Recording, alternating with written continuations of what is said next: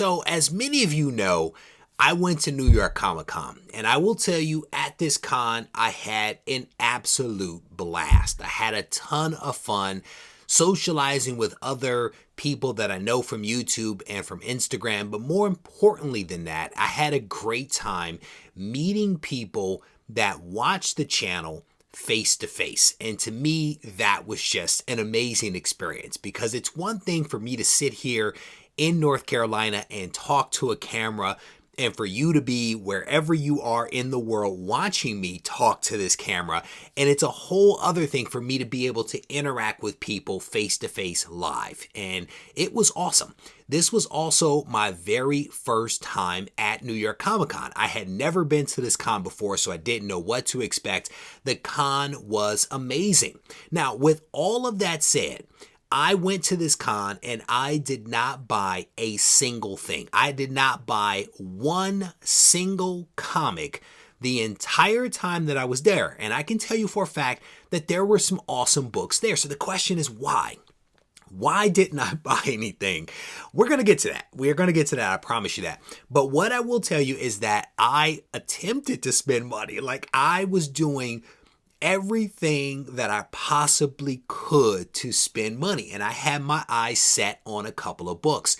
And I spent time over the course of the 4 days or so that I was in New York, walking around the showroom floor, talking with every single comic book dealer that was there, trying to find certain books. And I literally started to catalog who had what books at what price in what grade. Like, that's how serious it became.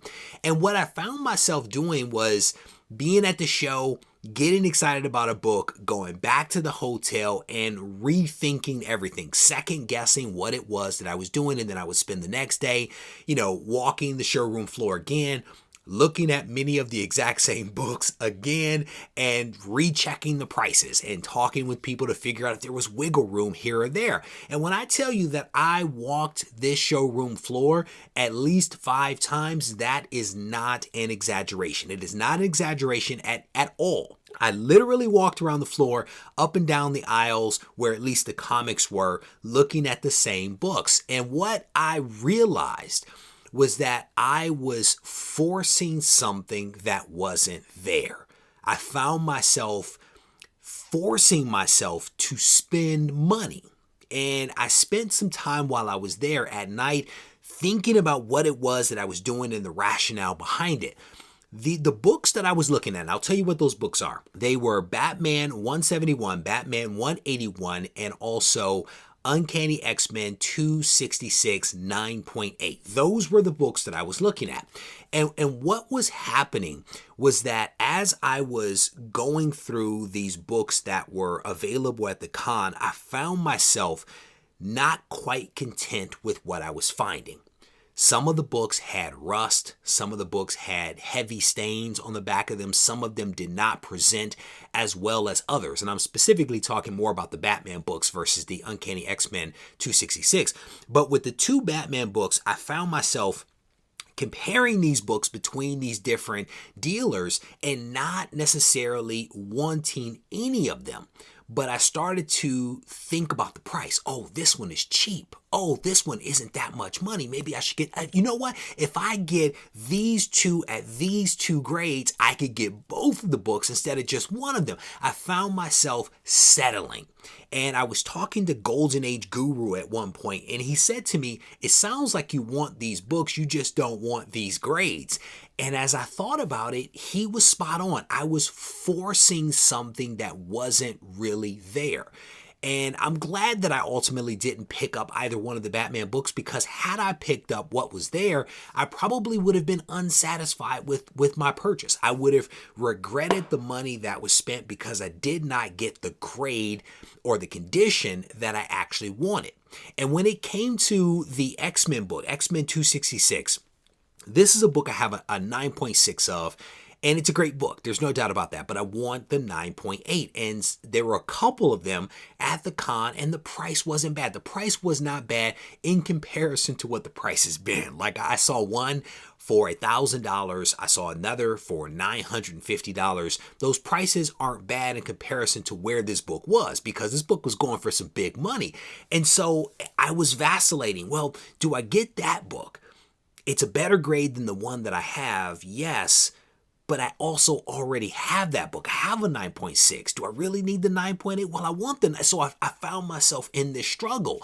And again, ultimately, I decided that I wasn't going to get the Batman books and I wasn't going to get the X-Men book. And I left the con somewhat content with that decision. I arrive home, and no sooner do I arrive back here in North Carolina from New York than somebody tags me on a post.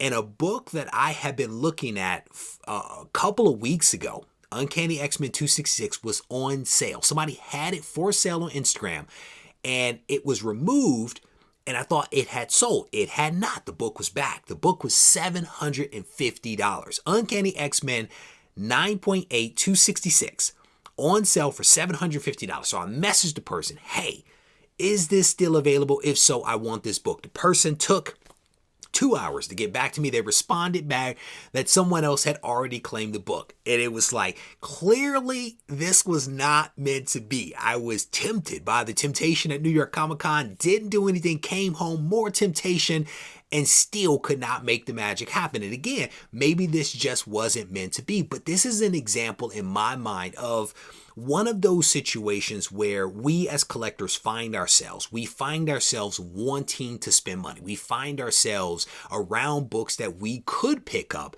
But the question is, should we?